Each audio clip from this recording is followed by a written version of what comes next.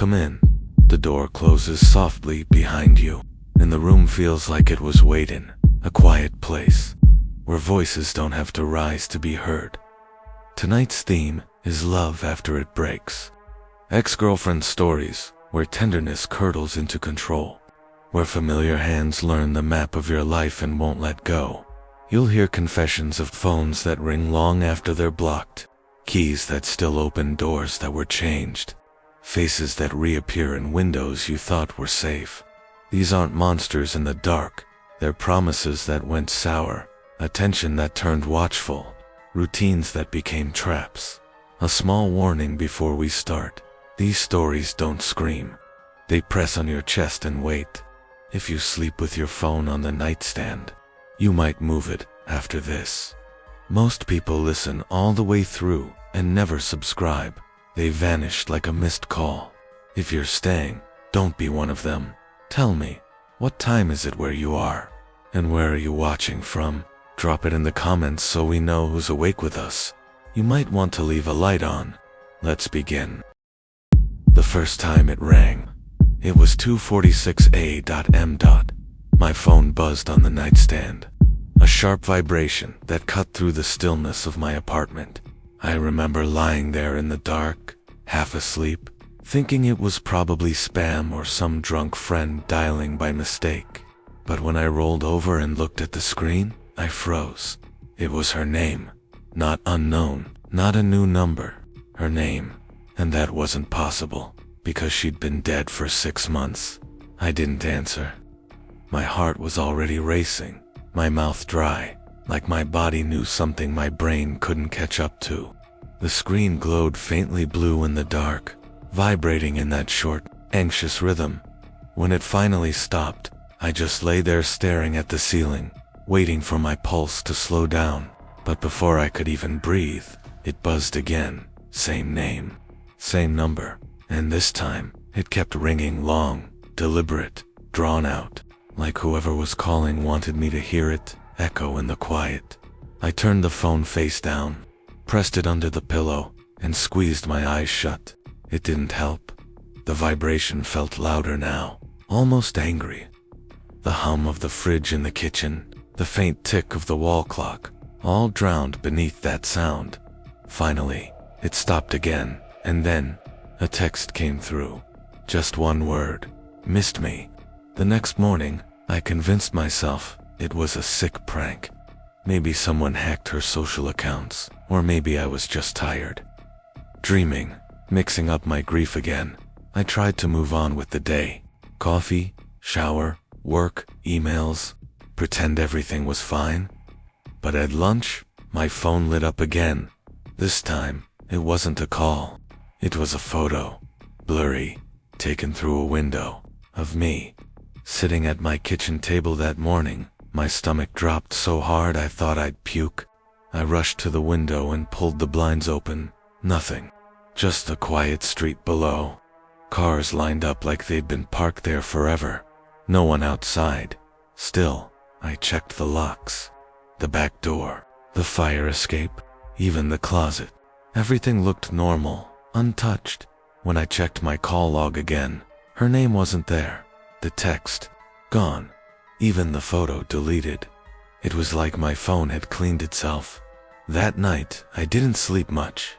I left the lamp on, sat up watching old YouTube clips with the volume low, trying to stay grounded. Every sound felt too loud. The house creaked. The fridge groaned, and sometimes I swore I heard something faint, like nails, brushing lightly against glass. At 3:17 a.m., it rang again. I stared at it for what felt like hours before answering. There was no sound at first, just soft static, like the hush between radio stations. Then, a breath, and a whisper. "You still keep me close, don't you?" I hung up immediately and threw the phone across the room. It hit the wall with a hollow thud and slid under the couch. I just sat there shaking, staring into the shadows. I didn't move until sunrise. When I finally picked the phone back up, the battery was dead. But the wallpaper had changed. It used to be plain black. Now it was a photo, the same one I'd gotten earlier that week. Me, sitting at the table. Only now, she was standing behind me in the picture. The thing is, I did keep something of hers. A small thing, her old silver locket. She used to wear it all the time, even when we fought. Inside was a tiny photo of us from our first trip together. After she died, I couldn't bring myself to throw it away. It sat in the drawer next to my bed, buried under old receipts and keys.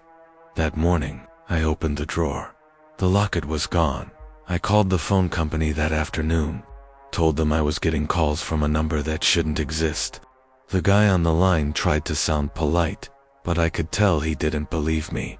Said it must be spoofing, that scammers could mimic any number now, even a dead one. But when I asked him to check her account, he paused.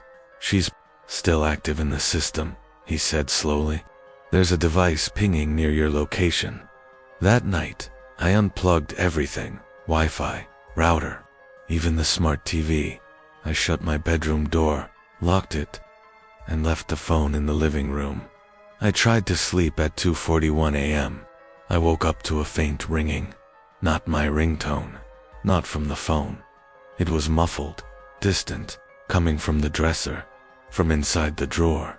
I opened it with shaking hands. The locket was there again, but it wasn't closed anymore. The hinge was bent, the metal slightly warped, and inside, instead of the photo of us, was a small black screen. It was ringing. I don't know how else to describe it.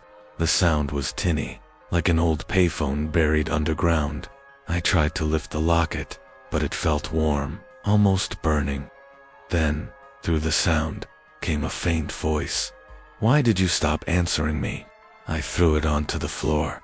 The ringing stopped instantly, but my phone in the other room lit up. Same name, same number. I didn't answer. Not that time. But the calls didn't stop. They came every night after, always around the same time. Sometimes it would just ring. Sometimes I'd hear faint breathing through the walls. Once, I woke up to find my phone propped on my chest, recording. I'd play the clip back the next morning, an hour of silence. Then, near the end, a soft voice saying, "You still look tired." I tried moving out, packed what little I owned into my car and drove across the city. Rented a new apartment, new number, new everything. For a few weeks, it worked. The silence felt heavy, but safe. I started to believe maybe it was all in my head, a grief hallucination, a breakdown I didn't recognize. Then one night, my phone buzzed. A new number this time, unknown. I hesitated, then answered. A woman's voice, calm, soft, familiar. "You didn't think I'd let you forget me, did you?" I changed the number again, got a burner. But no matter what I used, it followed. Calls at 3 a.m. from random digits, always ending the same way. A quiet breath, and that whisper. Sometimes she'd say my name, dragging it out like she was still smiling. "You never deleted me. I still live in you. You shouldn't have buried the truth." One night, I snapped. I called the old number back. To my surprise, it connected. I heard a click, then a faint hum, like static, mixed with rain. "Why?" I asked. "What do you want?" Her voice came through slow, deliberate. "You promised you'd never hang up first." Then the call cut off. The next morning, I smashed the phone, left it shattered on the counter, and went out for air.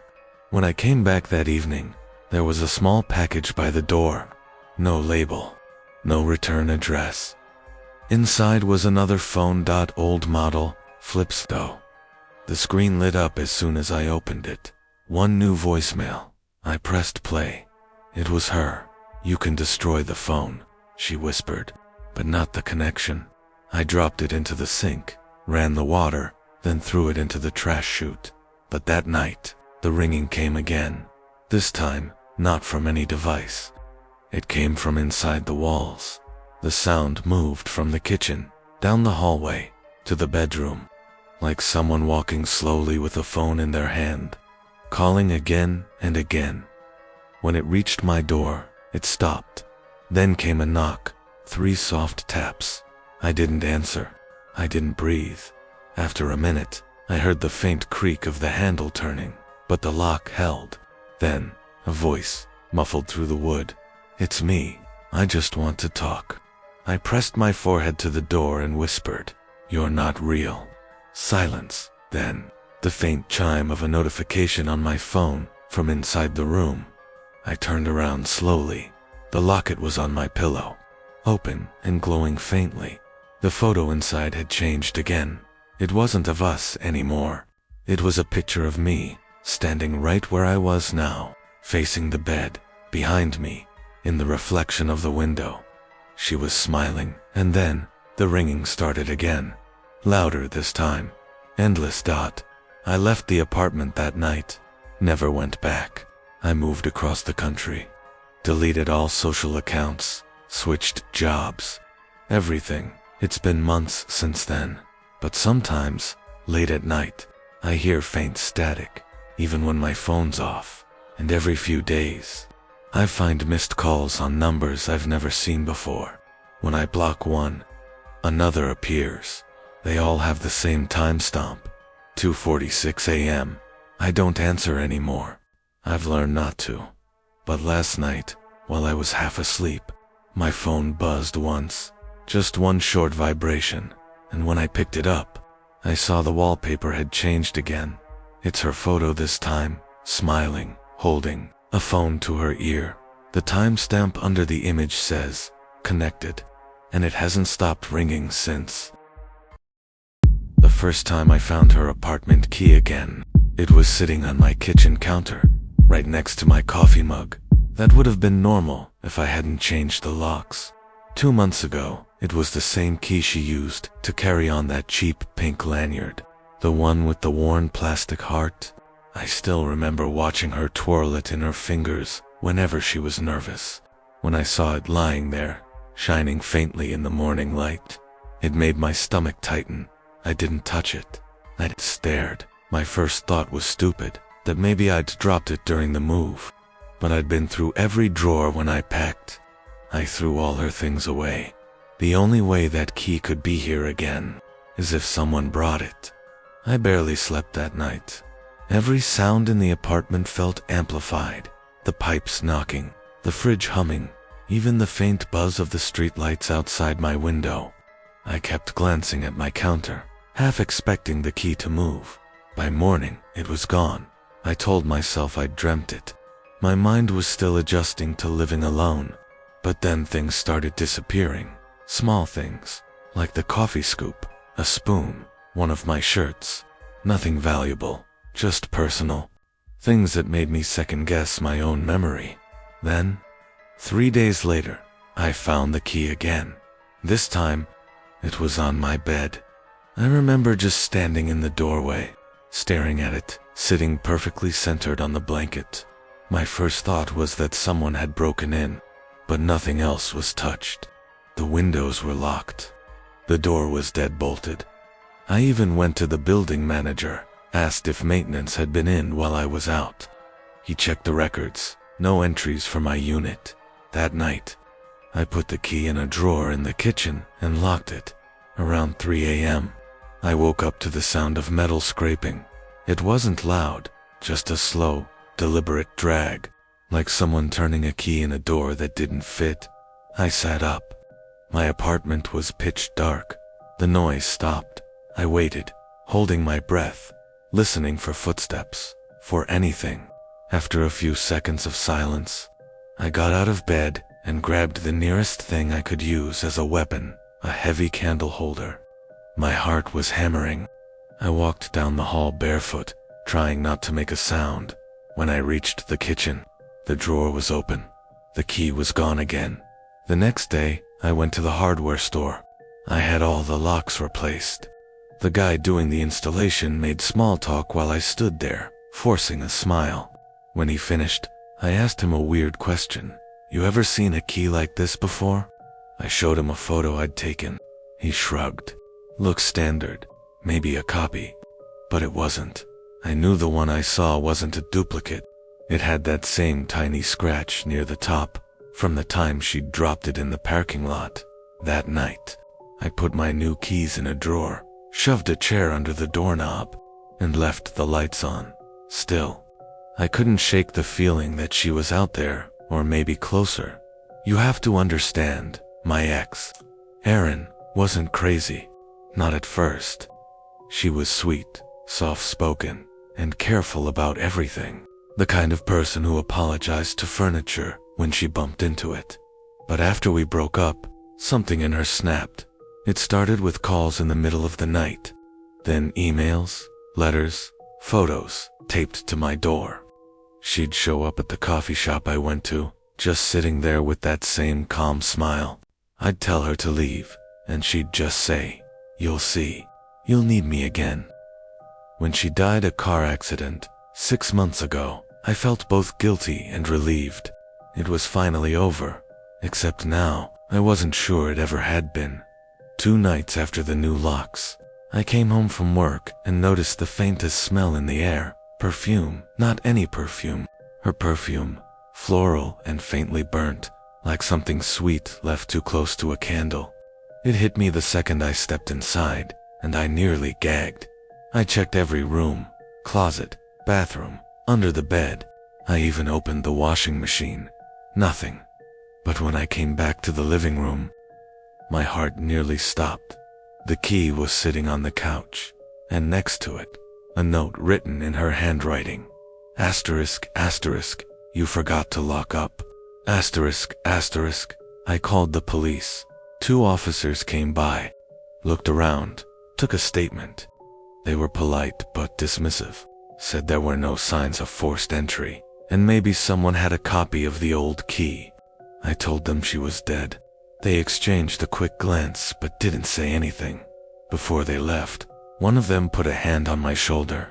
"Change the locks again," he said quietly. That night, I didn't sleep at all. Every creak of the building made me flinch. Around 4 a.m., I heard my front door rattle once. Quick. Light, then silence. I sat there on the floor with my back to the wall, clutching a kitchen knife, waiting for dawn. The next morning, I decided to take the day off work. I needed to breathe. I called a locksmith again, a different company this time. The guy who showed up looked tired, maybe mid. He did the job fast, didn't talk much. But before leaving, he said something that made my blood go cold. "You sure you live here alone?" I froze. "Yeah, why?" He frowned. "When I got here, the door was already unlocked." That evening, I packed a bag. I figured I'd stay at a friend's place for a few days, clear my head. I went into the bedroom to grab my phone charger, and there it was again, the key dot, sitting right in the middle of my bed. Only this time, it wasn't hers. It was mine, the one I'd just used that morning. Something in me broke then. I grabbed the key, ran outside, and threw it down the drain near the curb. I heard it clatter on the metal and vanish. I drove to my friend's apartment on the other side of town. She let me crash on her couch, no questions asked.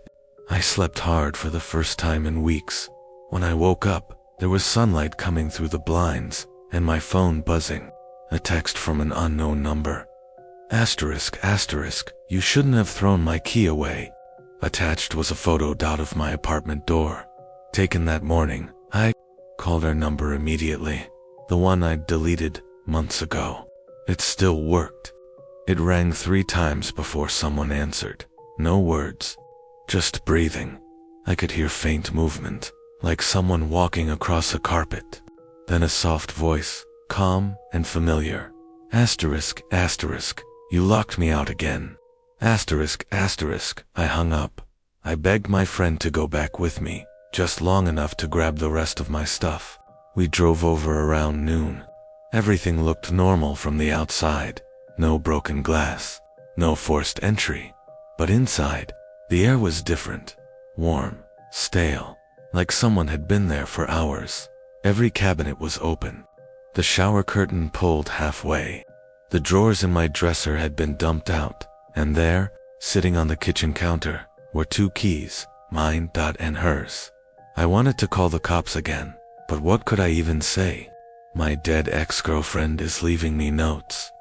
Instead, I went to a hotel that night. I didn't tell anyone which one. I locked the door, pushed the chair under the knob, and left the TV on for background noise. Sometime around 2 a.m., I woke up to a sound that made my chest seize, the soft, unmistakable click of a key turning in the lock. Then, the door handle moved. I didn't breathe. I just stared at it. The chair under the knob shook once, then twice, harder. I could hear her voice now, faint, muffled through the door.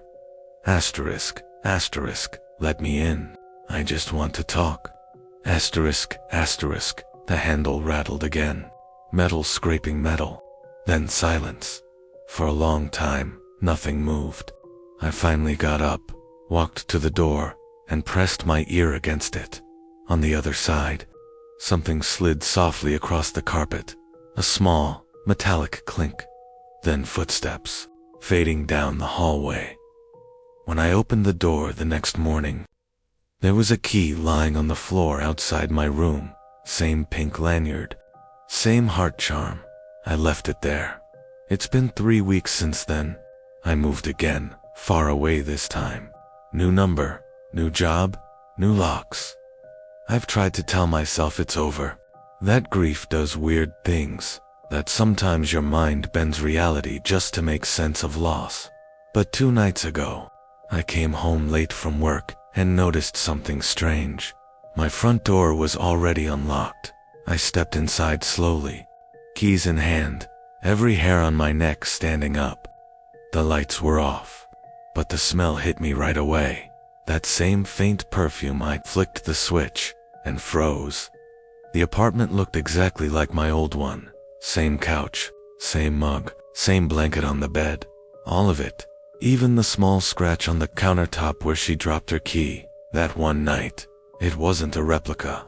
It was my old apartment. I backed toward the door, panic crawling up my throat. But when I turned to leave, the door wasn't there anymore. Just another wall, and hanging on a nail in the center of it, that same pink lanyard. Her keys swayed slightly, like it had just been hung there, behind me.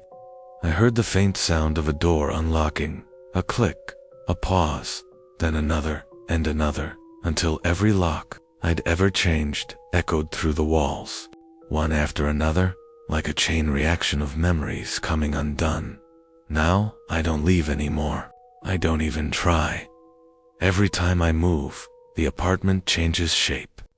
Sometimes it looks new for a few days, then it slides back into the same pattern. Her kitchen, her couch, her door, every morning, there's a key waiting for me somewhere on the table, on the pillow, once, even in my hand when I woke up. And no matter what I do, no matter how many times I throw it away, it always finds its way back. I've learned not to touch it anymore. But last night, while I was half asleep, I heard it again, that soft metallic scrape of a key turning somewhere behind the wall. Then her voice, quiet and close. Asterisk, asterisk, you should have left the door open.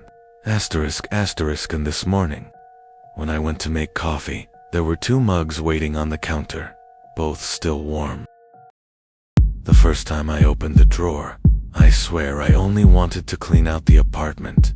It was supposed to be a normal Saturday, quiet, numb, the way most weekends have been since Erin left.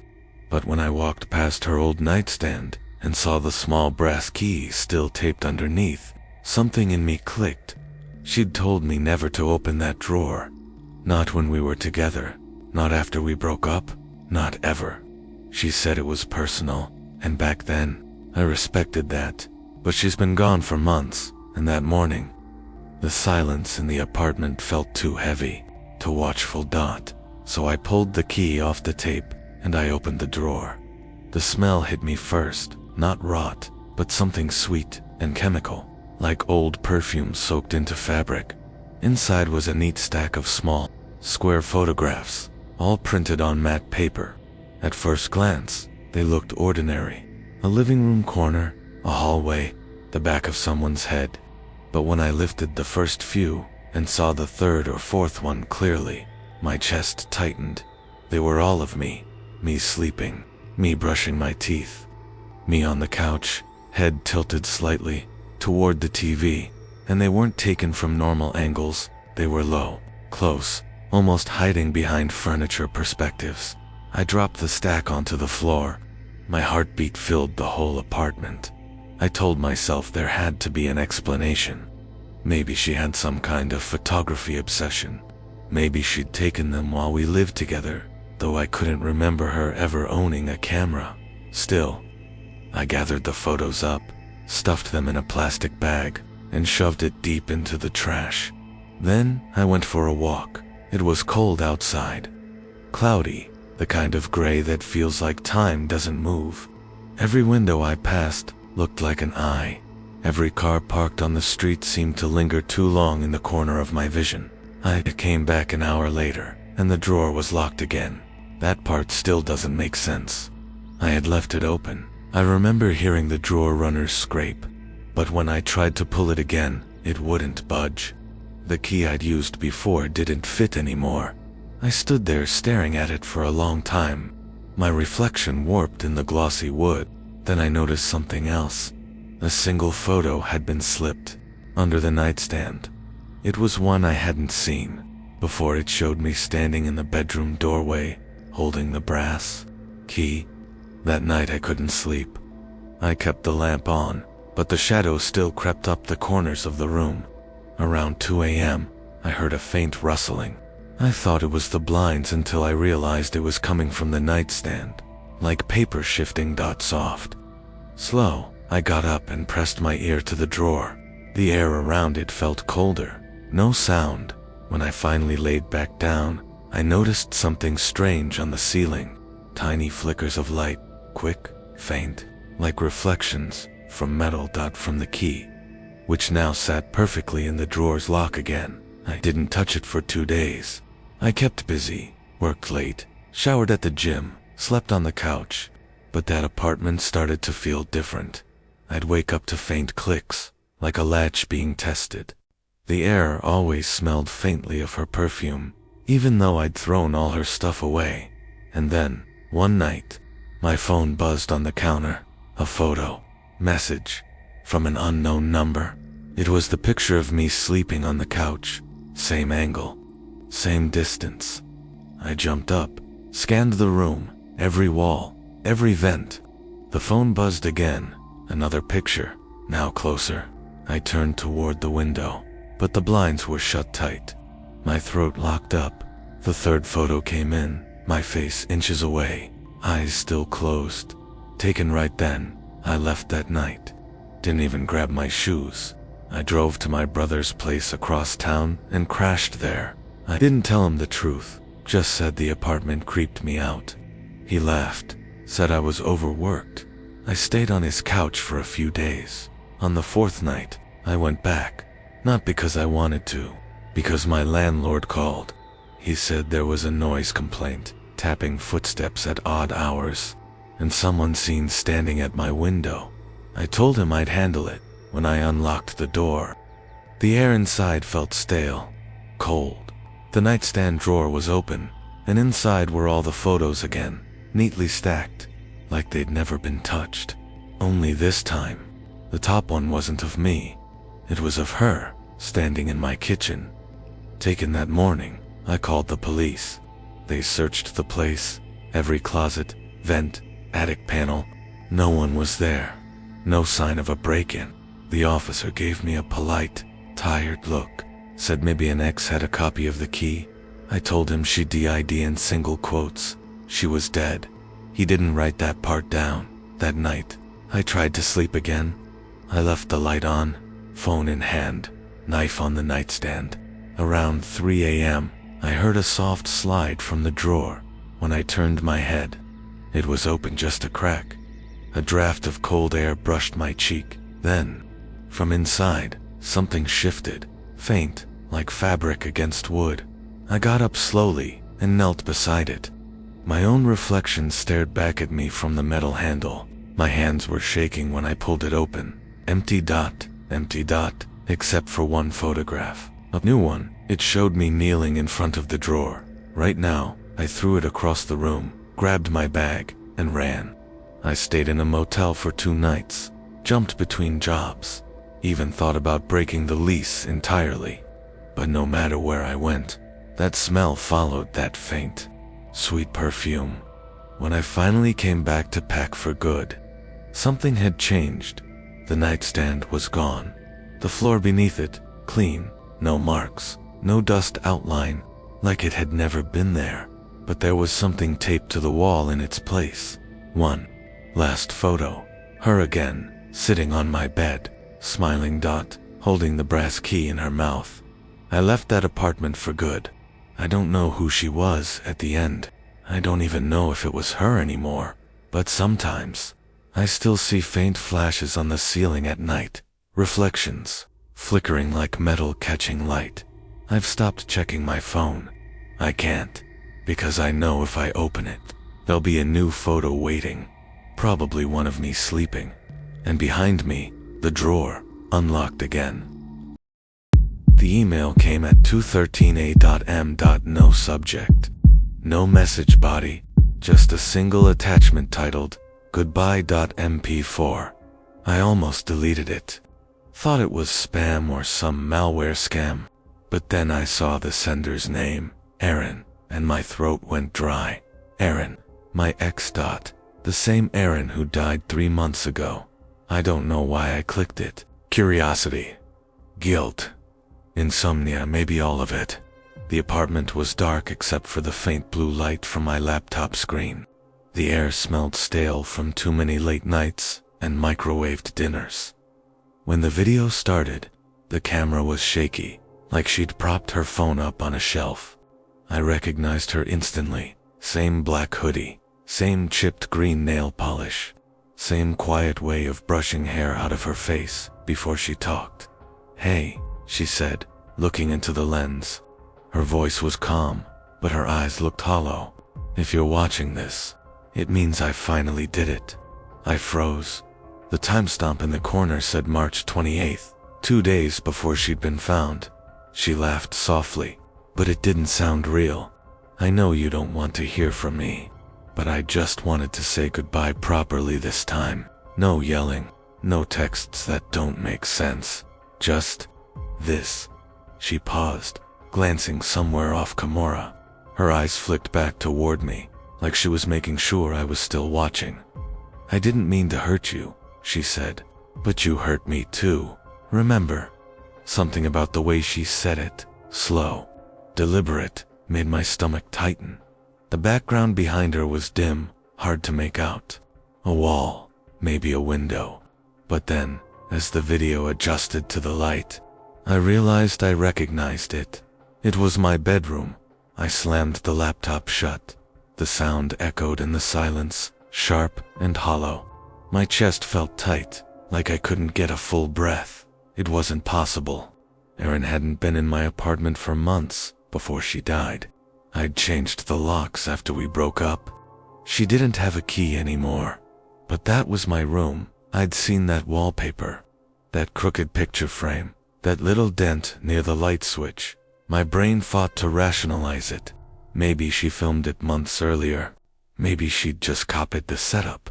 Still, I couldn't shake the feeling that she was standing here, in this room, when she recorded it. I tried to sleep, but every time I closed my eyes, I saw her looking into the camera, whispering that soft hey.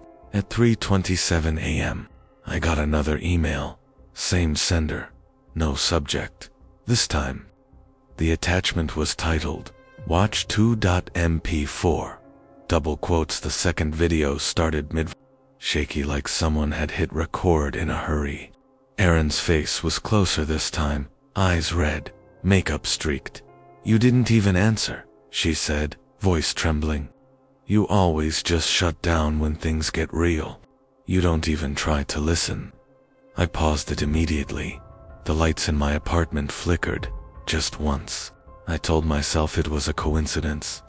The wiring in this old place sucked. When I hit play again, her tone had changed, quieter. "I just wanted you to see how it feels when someone ignores you. How it feels to talk into nothing." She glanced over her shoulder, and that's when I noticed something I hadn't before. Behind her, my room again. Same angle, but this time, the closet door was slightly open. Inside, something moved. A faint, human-shaped shadow. I stopped the video again. My heart was hammering so loud I could hear the blood in my ears. I checked the closet. Nothing. Empty. Just clothes, boxers, and the faint smell of dust. Still, I didn't finish the video. I unplugged the laptop, shut it, and shoved it in a drawer. I couldn't sleep that night. Every sound, the fridge cycling, the pipes knocking felt like footsteps. Every flicker of light made me think of her pale face, whispering through static. The next morning, I convinced myself it was all in my head. Grief plays tricks, right? I told myself maybe someone hacked her old account. Maybe it was some messed up troll. I even called her sister, pretending I needed to grab something of Erin's for closure.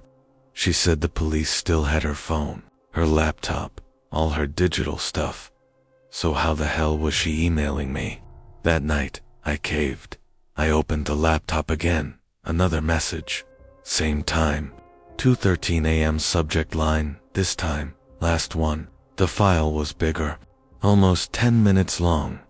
I hesitated before clicking it. My hands were shaking so bad I could barely use the trackpad. The video began with darkness. Just faint breathing. Then the camera flickered on, and Erin's face filled the screen. But this time, she wasn't alone. Someone was behind her. At first I thought it was just a reflection, or maybe a trick of the light. But then I saw the faint outline of a person, standing right behind her shoulder. I could see movement in her hair, like breath stirring it. She didn't seem to notice. Her voice was low, almost a whisper. "I didn't think it would end like this," she said. "I thought you'd come looking for me." Her eyes flicked down. "I left you something, so you'll always remember me." She reached toward the camera, covering the lens with her hand. Then, faintly, you could hear the sound of something dragging across the floor.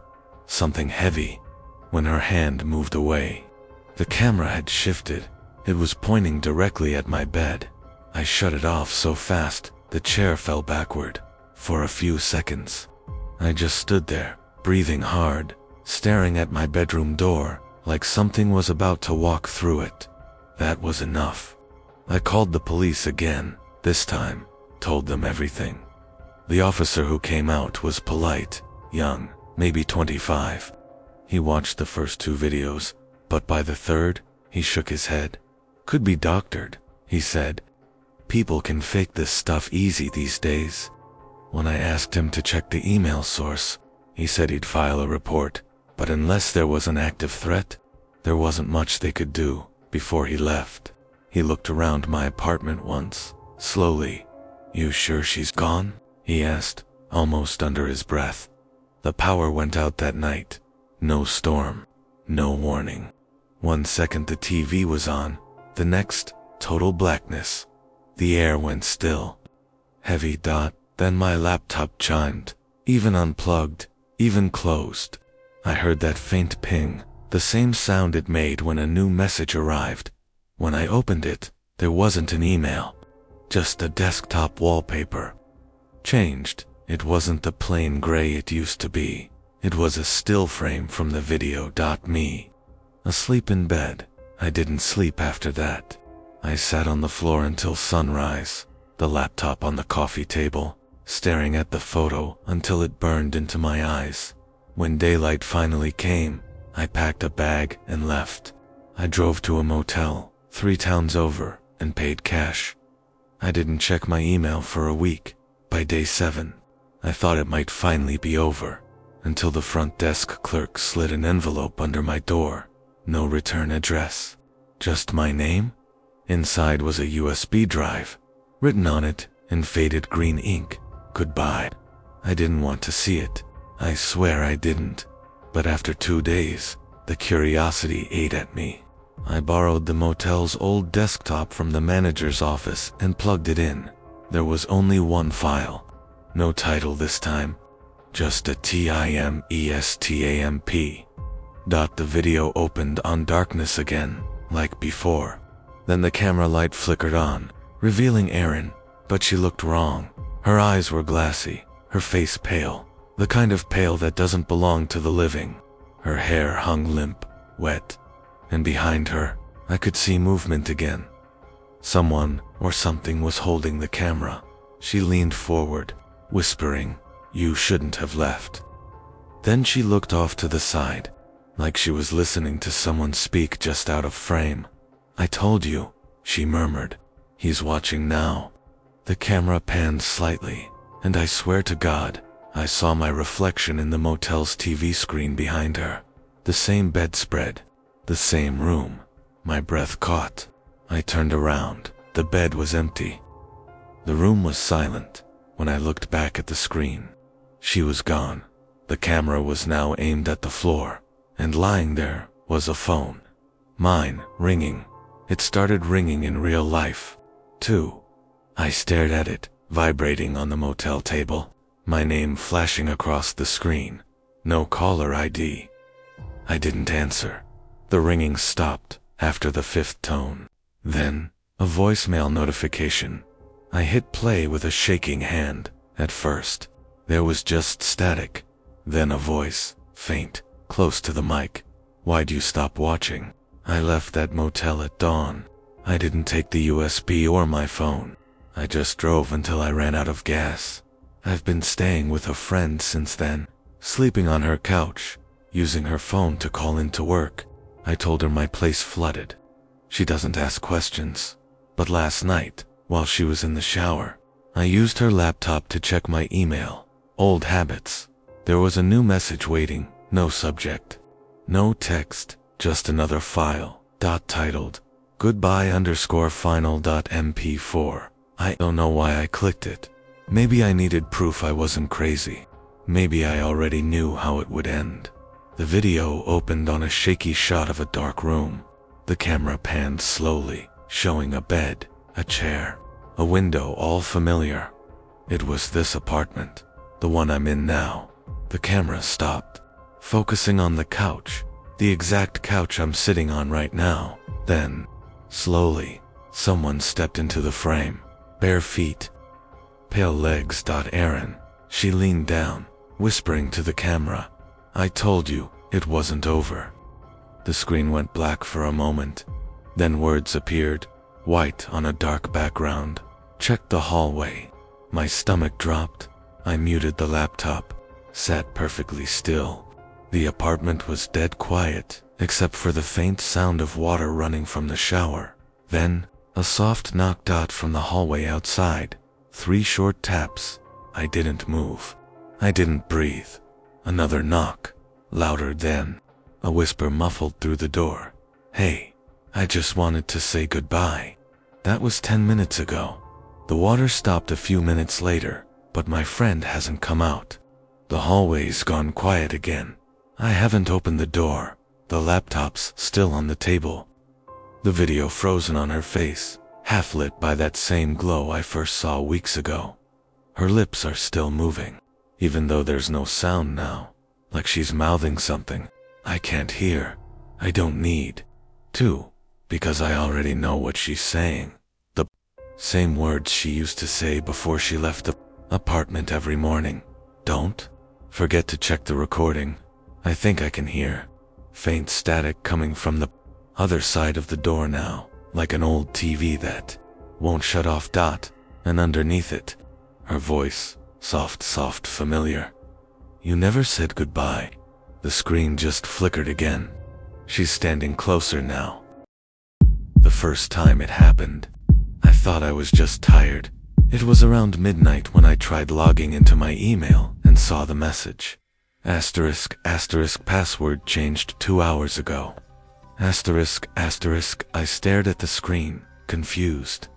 I'd been home all night, alone, half watching a show with the sound low. My phone was beside me. My laptop hadn't left the table in weeks. Still, I hit forgot password, reset it, and went to bed.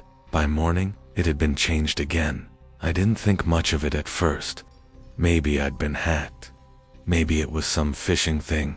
But then the same thing started happening to other accounts. streaming, social, banking.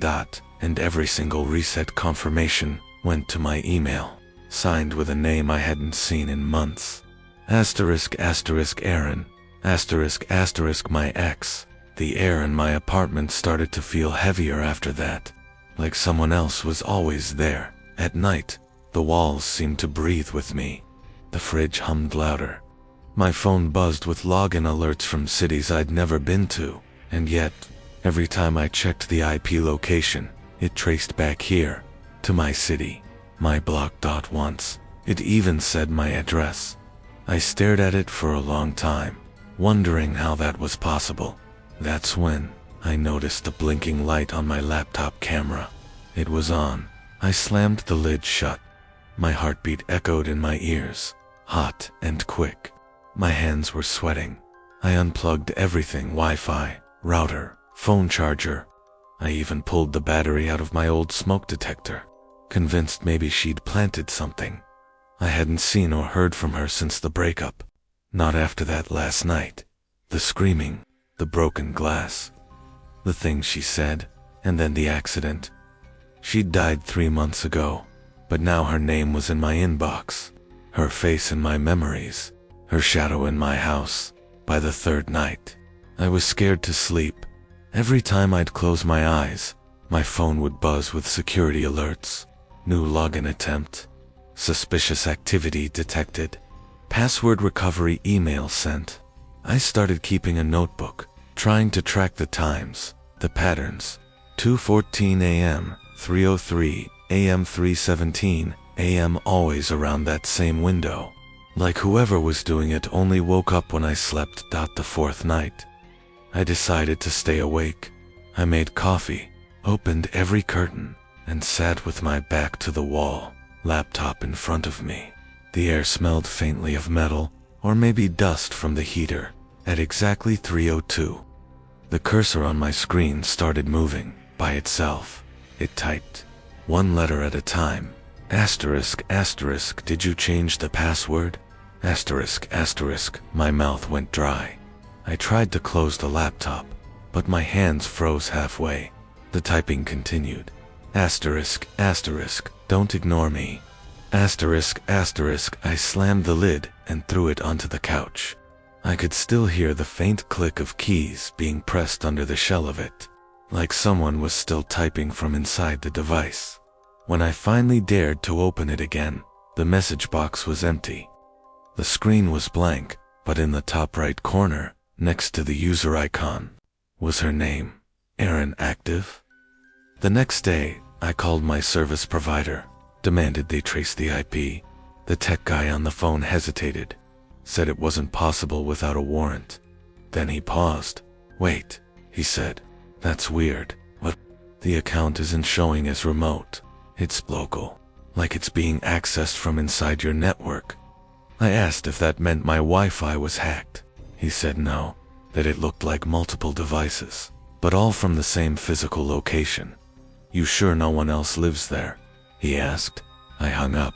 I changed every password, deleted every app, switched devices. For a while, it worked. Everything went quiet, but silence in this apartment never lasts long. One night, I woke up to the faint sound of keys clattering, not from the laptop this time, from the hallway. I got up, grabbed a flashlight, and moved slowly toward the sound. The light beam trembled in my hand. At the end of the hall, my front door was unlocked. The keypad light glowed red, flickering. Someone had entered the wrong code. Then another attempt, and another dot, until the pad beeped green this time, unlocked. I shoved my weight against the door, locking it with the chain. My pulse hammered in my ears. I listened hard, but there was only silence. The hallway light outside buzzed faintly, flickering on and off.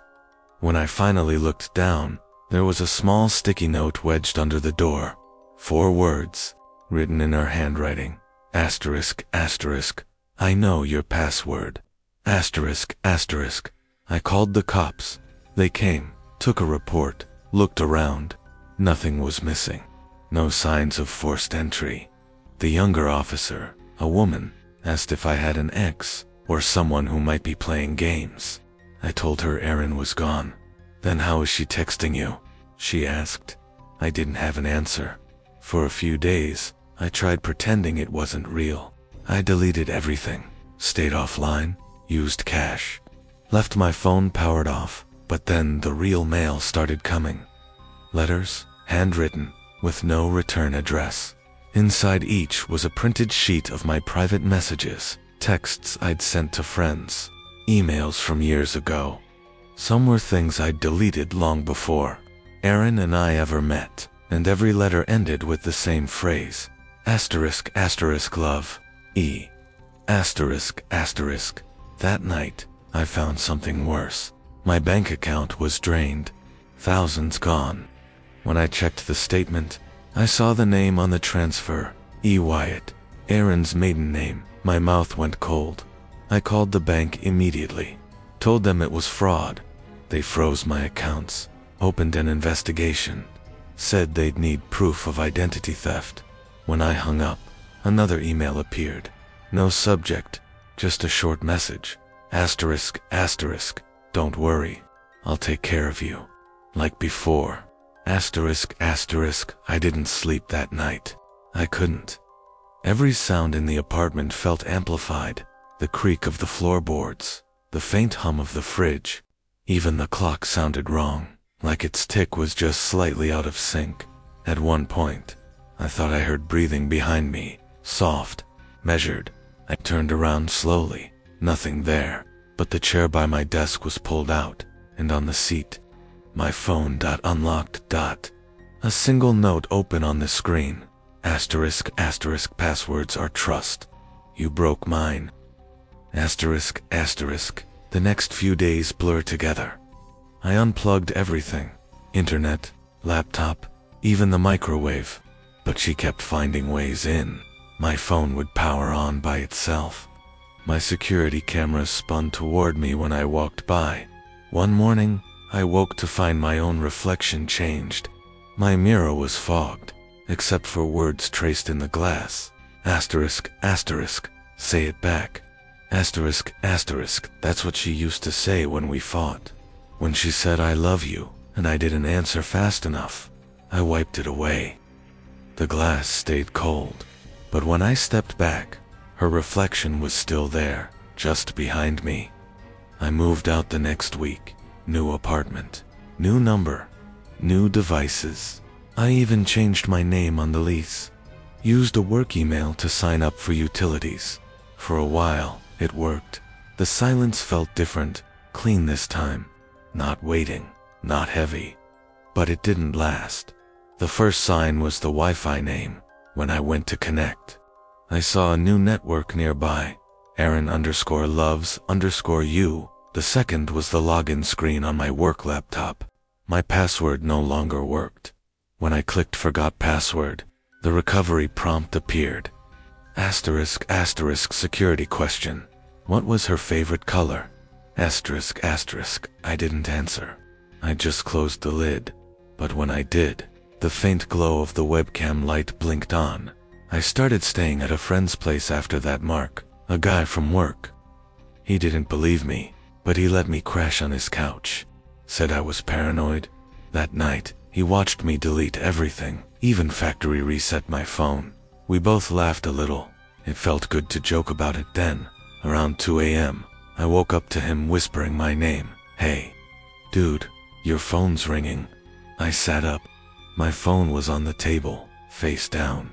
It buzzed once, twice, then stopped. When I picked it up, there was no missed call. Just a voicemail. From me. I played it on speaker. The voice on the other end sounded tired, breathy, but definitely mine. "She's here," it whispered. "She found me. Don't open anything.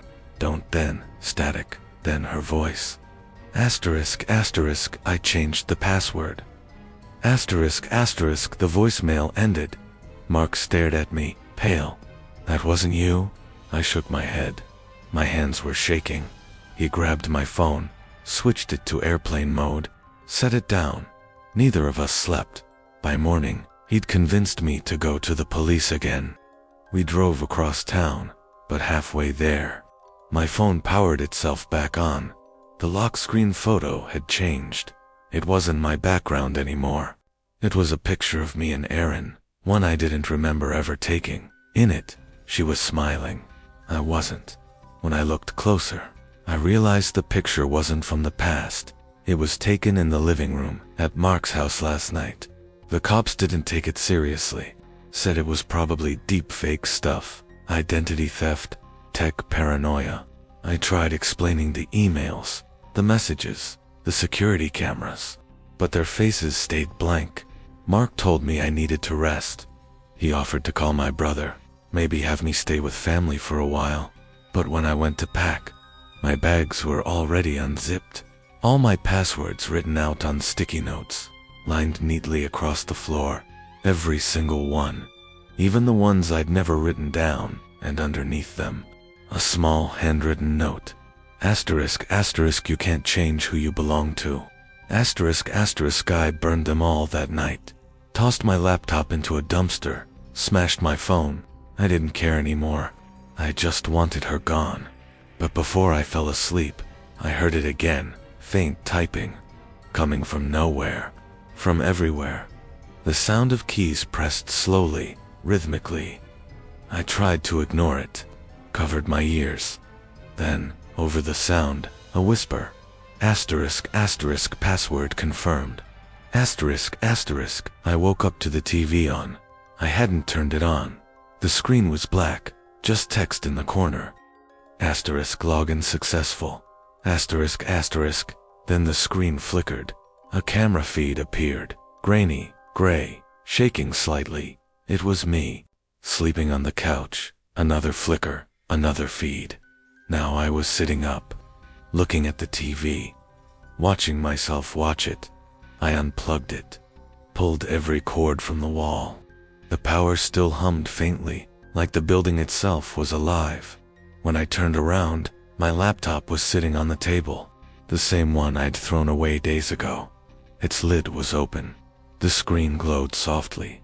A single line of text blinked in the center. Enter password to continue.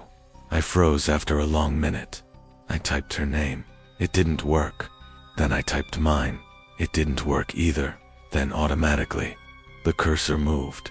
Letters appeared one by one. Asterisk, asterisk, we.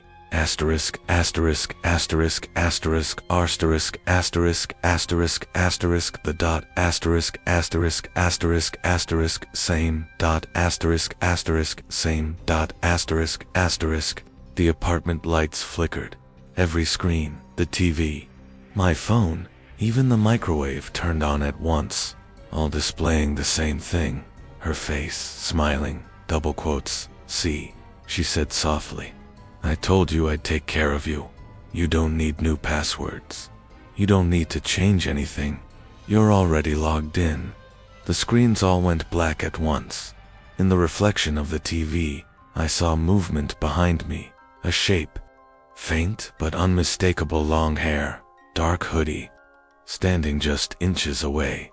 I didn't turn around. I just sat there, staring into the reflection. The air was cold enough to fog my breath. She leaned closer until her lips were right next to my ear. Her voice came out of every device at once, low and calm. Asterisk, asterisk, say it. Asterisk, asterisk, my throat tightened. Say what? The answer came from inside the TV speaker, from the laptop, from behind me, layered, echoing. Asterisk, asterisk, the password. Asterisk, asterisk, that was 3 nights ago. I don't use electronics anymore. No Wi-Fi, no screens, no devices. I'm writing this on paper by candlelight. But sometimes, when it gets quiet enough, I can still hear typing. Slow, patient, and I know she's still trying to get in. Because last night, I found something new under my door. A single sticky note. Written in her handwriting. Asterisk, asterisk, password recovered. Asterisk, asterisk, and this morning, when I woke up, my phone was back, on the screen. 2 words blinked softly. Asterisk, asterisk, welcome back.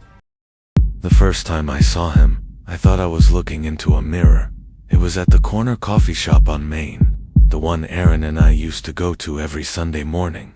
I hadn't been there in months, not since the breakup, but I was running on no sleep and needed caffeine.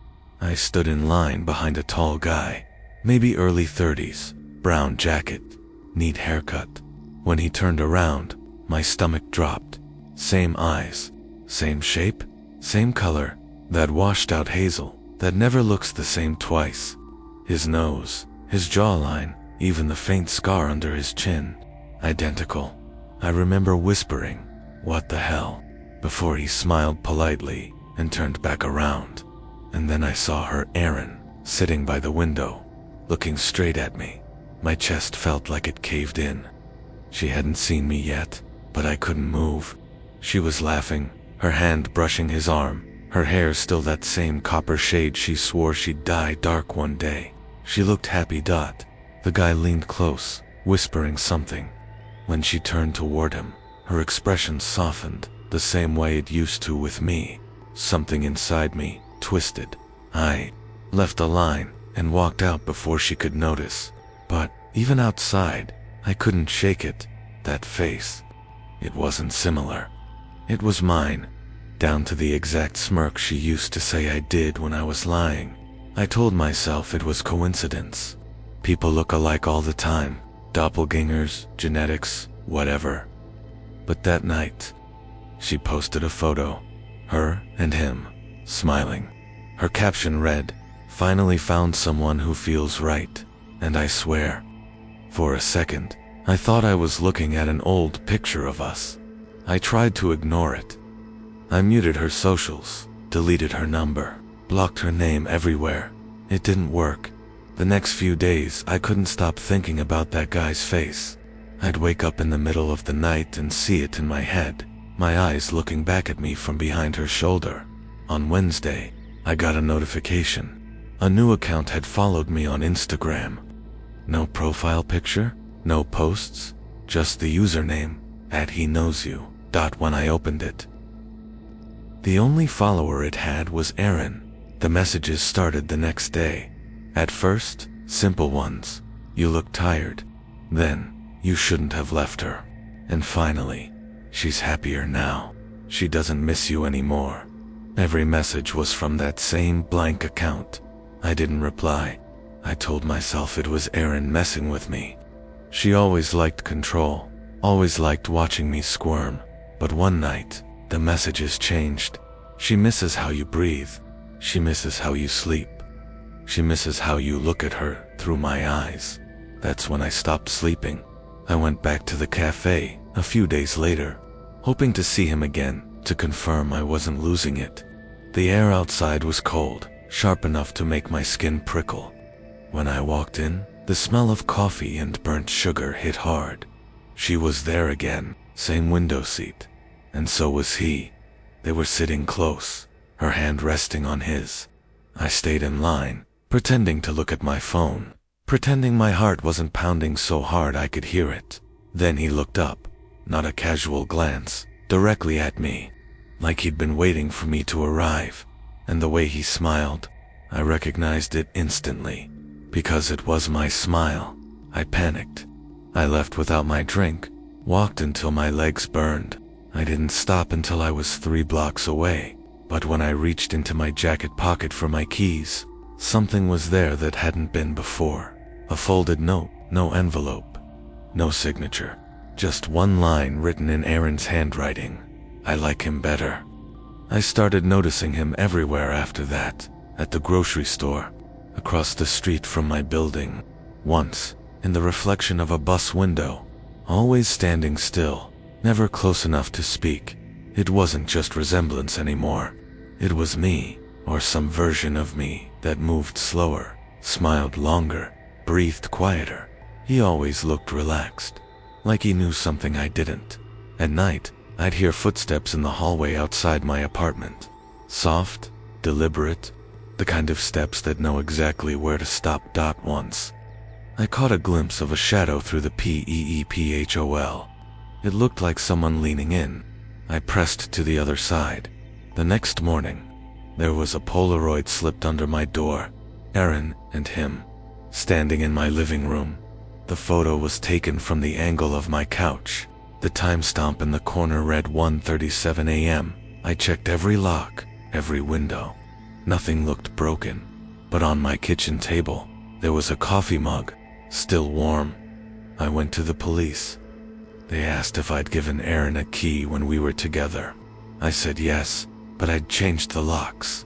They shrugged, told me to be careful, to maybe talk to someone about my stress. That night, I stayed at a motel. The sheets smelled like bleach. The walls were thin. I left the TV on for background noise and still couldn't sleep. Around 2 a.m., the landline phone rang. When I answered, the line was silent. "Just breathing," I said. "Who is this?" The breathing stopped. Then, softly, my own voice. She says hi. I threw the phone across the room and didn't touch it again. When I checked out the next morning, the clerk handed me an envelope, said someone dropped it off for me overnight. Inside was another photo. This time, Erin was alone, lying in bed, half asleep. The pillow next to her was dented, like someone had just been there. I drove straight to her apartment. I don't even remember deciding to go. I just remember the feeling like something was pulling me there. When I got there, the blinds were drawn. Her car was parked outside. I pounded on the door until my hand hurt. No answer. I waited, watching the windows. Eventually, she opened the door just a crack. She looked different, thinner, paler, eyes ringed with red. "Jesus, Alex," she said. "You can't be here." "I know," I said. I need to ask you something." "What? Who is he?" Her expression froze. "Who?" "Your boyfriend." For a moment, she looked genuinely confused. Then something in her face shifted, fear or guilt. I couldn't tell. "I don't have a boyfriend," she said. "Not anymore." I laughed. It came out shaky. "Don't do that, Aaron. I saw you with him, at the cafe. The photos." She shook her head. "Alex, I don't know what you're talking about." Then she glanced over my shoulder, quick, nervous. "Is this some kind of joke?" she whispered. "What? You brought him with you?" I turned around. No one there. When I looked back, she'd slammed the door shut that night. I sat in my car outside her building until I saw her curtains move. The light inside flicked on, then off again. And then I saw him, my double standing in the glow of her living room, hand resting gently on her shoulder. She looked calm, almost peaceful. He looked straight at me through the glass and smiled. I don't remember leaving. I think I drove around until sunrise, because when I finally looked up, I was parked outside my own apartment again. The air was heavy, still. The city was quiet in that weird in-between hour before morning really starts. When I opened my door, something smelled off, faintly sweet, like cheap cologne mixed with dust. There was a sound. Too, breathing. Not from me. It was coming from the bedroom. I stepped inside slowly. The carpet felt damp under my socks. The curtains were drawn, but light leaked through the edges, pale and cold. The bed was unmade, sheets pulled halfway off, the comforter hanging low, and on the pillow, another Polaroid. Me, standing over the bed, the timestamp. 30 seconds ago. I didn't call anyone this time. I packed a bag and left that morning. Moved into a new place under a different lease. No social media. New number. For weeks, nothing happened. I started to believe maybe I'd imagined it, that I'd lost my grip, that Aaron's death had messed with my head more than I thought, until last night. I woke up to the sound of my phone vibrating on the nightstand. Unknown number, half-dash asleep. I answered. "Hello?" Silence. Then, "You were right. He's not me." It was Aaron's voice. The line went dead. This morning, I got a text from an unknown number. Just a photo. Aaron, smiling, alive, sitting in what looked like my old apartment. Behind her, blurred in the background, him and I swear, This time, he doesn't look like me anymore. Not exactly. It's like his face is changing every time I see him. It's closer, sharper, more exact. Like he's becoming me. I don't know where Erin really is. I don't know if she's alive, dead, or something in between. All I know is that I keep seeing his eyes in mirrors, in reflections, even in my own shadow. And last night, when I caught my reflection in the bathroom mirror, I swear, it blinked a half-second too late, like someone else was trying to keep up. This morning, I woke up with a bruise on my neck, thumb-shaped. There's a faint scent of coffee in the room, and on the nightstand, a folded note written in Erin's handwriting. It says, "He's perfect now." I tried smashing the mirror. Didn't help. Every reflective surface, my phone screen, the window, the microwave door, shows him instead of me. His smile. His calm dot. He looks happy. I haven't seen my own eyes in 3 days. Sometimes, when I walk past the window, my reflection stays behind a second too long, watching, waiting, and when it moves again, it mouths something I can't quite hear, but I think I know what it's saying. The same words Erin whispered to me the night before she left. "Don't worry, you'll always be with me." And now, when I sleep, I dream in third person. I see her apartment, her bed, her face, and I see myself, or him lying next to her, eyes half open, smiling in that way I never used to. The dreams always end the same way. Erin looks at me and says, "Good morning." Then she turns toward him and says it again, and he answers. With my voice, I'm writing this from a motel outside town. No mirrors, no screens, no windows I can see through. I keep the lights dim, my phone off. My face turned toward the wall, but it's getting harder to tell when I'm awake, because sometimes, when I blink, I see through his eyes, through the ones she's holding on to. And when I do, she's smiling, whispering something soft, something only I would ever say I love you. And the worst part is, I whisper it back. The first time I saw her looking at me, I thought it was just coincidence. It was around 11:40 at night. I was sitting at my desk, half watching a show with the sound low, my blinds half open. Across the street, in the apartment directly opposite mine, a woman stood at her window. She wasn't doing anything, just standing there. The light in her room was on, bright, warm yellow, spilling out into the street. I could see the outline of her body, the pale shimmer of her night.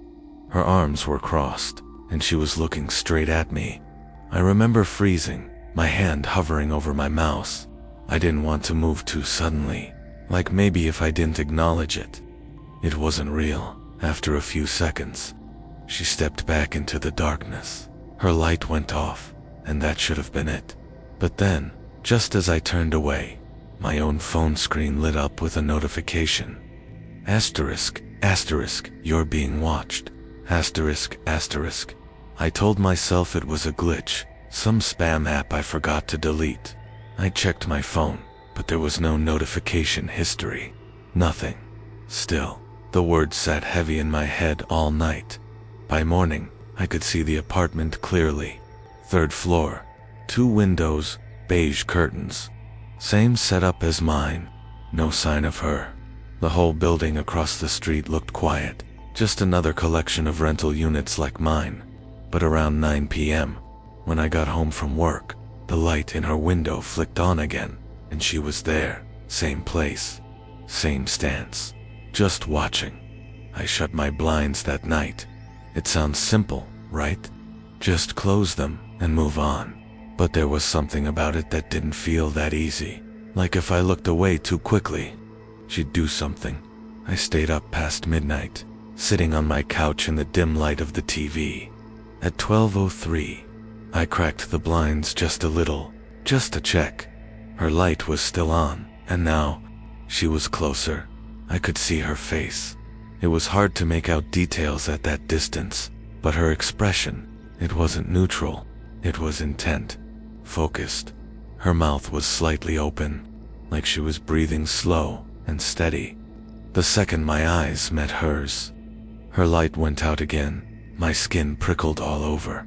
This time, I closed the blinds completely. I started noticing small things over the next few days. Footsteps in the hallway late at night, faint tapping on my wall, rhythmic, like someone lightly drumming their fingers. Once, I came home to find my apartment door slightly ajar, though nothing inside seemed missing. I asked the landlord about the woman across the street, trying to keep my tone casual. He just frowned. "That unit's been vacant for months," he said, "ever since the fire last winter." I blinked. The fire, small one. Some tenant left a candle burning. Place hasn't been rented out since. They're still doing inspections for smoke damage. I nodded slowly. "So, no one lives there right now?" He shook his head. "That night, I left the blinds shut. I even taped them down from the inside so they wouldn't move. But sometime after midnight, I woke to a soft sound, something scraping. When I turned my head, I realized the blinds were moving. Just a little. The air felt wrong, heavy. My room smelled faintly of burnt wax, sweet, smoky. I reached for my phone with a shaking hand. The screen lit up before I touched it. A notification slid across the top. Asterisk, asterisk, she's closer tonight. Asterisk, asterisk. I moved out of bed so fast I nearly tripped. I checked the door, locked. The windows sealed. The scraping continued, soft, deliberate, like fingernails against glass. I forced myself to lift the corner of the blinds. The apartment across the street was dark, empty, but her reflection faint. Translucent was in the glass, standing behind me. I spun around. Nothing there. The blinds settled. The air shifted back to stillness. I barely slept that night. The next morning, I called a friend. Maya told her I thought someone was watching me. She offered to come over, check it out herself. We sat on my couch that evening, with all the lights on, waiting. She thought I was being paranoid. "Maybe it's a squatter," she said. "Could have moved into that building without the landlord knowing." At 11:42, the light flicked on across the street, and she froze. "Okay," she whispered. "You didn't exaggerate." The woman was there again, standing in the window. Only now, it wasn't just her face we could see. Her arm was raised, not waving, but pointing directly at me. I grabbed my phone, recorded a few seconds of video. But when I checked the footage, nothing. The apartment was completely dark in the clip. Maya didn't even say goodbye when she left that night. Just mumbled that she'd call tomorrow. She didn't. By the next day, her number was disconnected. I tried to find her on social media, but every account had been deleted. Even our old message threads were gone, like she'd never existed in my contacts. That night, I checked the blinds again. The woman was closer. She wasn't just at the window anymore. She was pressed against it, her palms flat on the glass. Her hair hung wet against her face, and behind her, the room flickered with faint orange light, firelight. I tried calling the police. They came, took a statement, checked the other building. No one answered when they knocked. An officer radioed something to his partner, then turned back to me. "Double quotes, sir. Are you sure it's that window?" "Yes. 3rd floor, 2 from the left." He nodded slowly. "That's the unit that caught fire. No one's allowed in there. Power's still cut." He showed me the report on his phone. The photos were recent. The window was boarded up from the inside. He left me with a short warning. "If you see anyone else, call it in. But maybe get some rest." I didn't tell him about the smell of smoke still hanging in my apartment. That night, I unplugged everything, Wi-Fi, router, even my TV. I sat in the dark, facing the blinds. I told myself I wouldn't look. At 12:10, something tapped the glass slow. Even, I held my breath. The tapping stopped. Then a faint sound, like whispering, drifted through the gap between the blinds. It was my name, soft, drawn out, Daniel. The voice was low, muffled, like it came from underwater. I opened the blinds. The window across the street was still dark, but reflected in my own glass. I could see her. Her eyes glowed faint amber, like dying embers. I called my landlord again the next morning, desperate for some explanation. He sighed, said he'd check the building records. When he called me back later, his voice was uneasy. That unit, he said slowly. You said she looks like... What, exactly? Dark hair, pale skin, maybe 30s. He hesitated. The woman who lived there before the fire. Her name was Rebecca Shaw. She died in that fire. Started in her living room. Candle fell over. She was found standing at the window when they broke in. My mouth went dry. What window? The one facing your building. I didn't go home that night. I drove aimlessly for hours, ending up at a cheap motel off the highway. The sheets smelled like old cigarettes and mildew, but it was better than being there still. Around 2 a.m., I woke up to the faint sound of tapping on the motel window. It was the same rhythm, slow, deliberate. When I looked, there was nothing outside, just the parking lot and a single flickering streetlight. But on the inside of the glass, fog had formed, and in the middle of it, drawn with a fingertip, was one word. Asterisk, asterisk, closer. Asterisk, asterisk. I moved out the next day. Didn't even pack much, just the essentials. Left furniture, clothes, everything. I found a new place 2 towns over, top floor.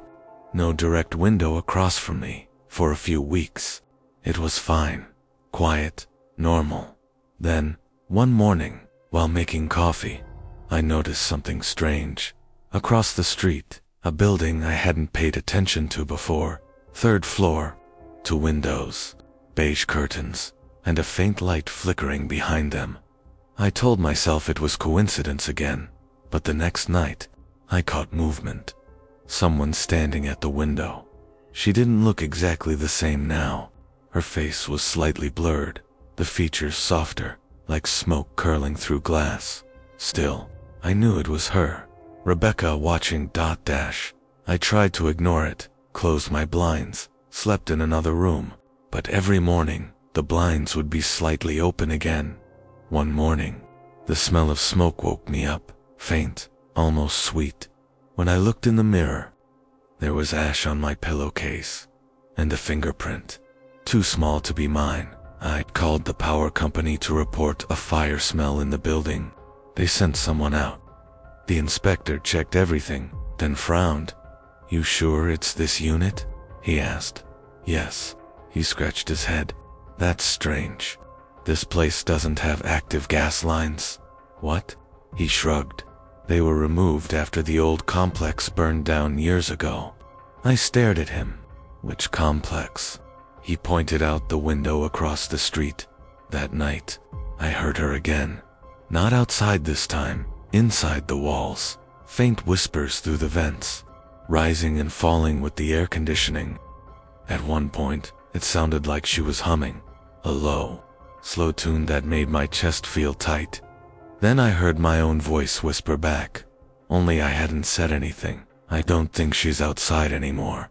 I think she's in the reflections, the glass, the screens, anything that can hold light. Every time I see her, she's a little clearer. Closer.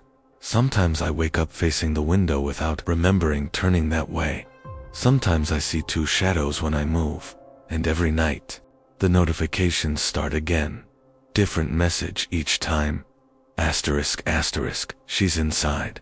Asterisk, asterisk, asterisk, asterisk, don't turn around. Asterisk, asterisk, asterisk, asterisk, window open. Asterisk, asterisk. Last night, I tried covering the mirrors, unplugging everything again. Didn't matter. The lights flickered around 12 o'clock. Then I smelled it. The wax, the smoke.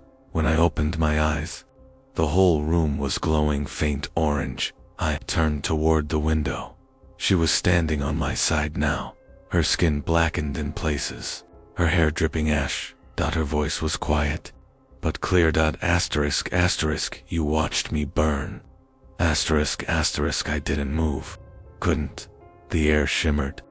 Heat rolled off her like invisible waves, and then she smiled. Asterisk, asterisk, now it's your turn. Asterisk, asterisk. I woke up on the floor hours later, everything dark. My curtains were gone, melted to the glass. But there was no fire. No damage. Only a single handprint. Small, charred, burned into the window pane. I've moved again since then. Different city this time. No windows facing anything. I keep them boarded up anyway. Still, last night, I saw the faintest flicker of orange in the gaps between the boards. And this morning, there was ash on my pillow again. Right next to another. Fingerprint. This one bigger. Almost exactly the size of my own. I think she's learning how to use me, how to see through me, sometimes. When I look into the glass of my phone, it takes a second too long for my reflection to blink, and when it does, it's not me anymore. It's her, smiling, watching someone else through the apartment across the street. The first time my phone buzzed at 3:17 a.m., I thought it was an emergency. The vibration tore through the silence, slicing through that heavy, half-conscious fog between dreaming and waking. I remember fumbling for it on the nightstand, blinking at the screen. Unknown number, come. That was it. Just one word. I thought maybe it was a drunk text. Wrong number, wrong night. I set the phone face down and tried to go back to sleep, but the vibration came again, same time. 3:17, unknown number, you're late. I stared at the message for a while, heart pounding. No name, no profile picture, no hint of who it could be. I didn't reply. Still, I couldn't shake that feeling, that sick, electric weight of someone's eyes on you when you know you're alone. The next morning, I tried to laugh it off. Told myself it was spam, maybe one of those phishing scams. But when I scrolled back through my messages that afternoon, the texts were gone, deleted, no number, no history, nothing. I didn't delete them. The second night, it happened again. I'd just fallen asleep when my phone buzzed twice, short, deliberate. 3:17 a.m. exactly, unknown number, I'm waiting. The room felt colder suddenly. I could hear the soft hum of the heater, the faint tick of the clock on my dresser. I typed back before I could talk myself out of it. Me, who is this? A few seconds later, unknown number. You know, I didn't sleep after that. I just lay there, staring at the ceiling, clutching my phone like a weapon. Every sound, every car passing, every pipe creak, made me flinch. When the sun finally came up, I checked my messages again. Gone. All of them. Just an empty chat window with the words, no messages yet. By the third night, I was too wired to sleep. I left the lights on, TV playing low, phone charging by my side. 3:17 came. Nothing. Relief washed over me, slow and shaky. I even laughed quietly, embarrassed. Maybe it really had been spam. Then my TV screen flickered, static for a second, then black, and from the speakers faint, distorted, came the ping of a message notification. My phone lit up. Unknown number. Look outside. My heart dropped. I didn't want to. I told myself not to, but curiosity, that stupid, primal kind, made me pull the curtain back just an inch. The street was empty. The sodium streetlight glowed dull orange, casting thin shadows over the parked cars. Then my eyes landed on the house across the road. A window on the second floor glowed faintly blue, the cold light of a phone screen. Someone was standing there, just a silhouette, and I swear they were holding their phone up toward me. I backed away from the window, locked my front door, double-checked the back. When I came back to my room, another message was waiting. Unknown number, good. Lock the doors. I dropped the phone like it burned me. For a long time, I just sat there, listening. My building was old. Every sound felt amplified. A floorboard creaking 2 rooms away. A pipe sighing. and underneath it all, a sound I couldn't place. Something soft, a tap, against glass. It took everything in me to turn around. My bedroom window. Tap, tap, tap. 3 slow knocks. I forced myself closer. The glass was cold under my fingers. My breath fogged the surface. Nothing outside, but when I looked down, just below the pane, I saw something stuck to the glass. A note, folded, taped from the outside. The letters written in thick black marker. Come, by morning. The note was gone. I checked the exterior wall. The ground below, nothing. I called the police. They sent someone out, but the officer barely looked around. Probably a prank, he said, yawning. College kids get bored. Change your number, maybe install a camera. He didn't write anything down. That night, I left every light in the apartment on, even the hallway. The glow was harsh, too white, but it made me feel safer somehow. When 3:17 came, I was ready, phone in hand. The message didn't come through right away this time. It buzzed once, then again, then again. 3 notifications in a row. Unknown number. You shouldn't have told. Unknown number. You ruined it.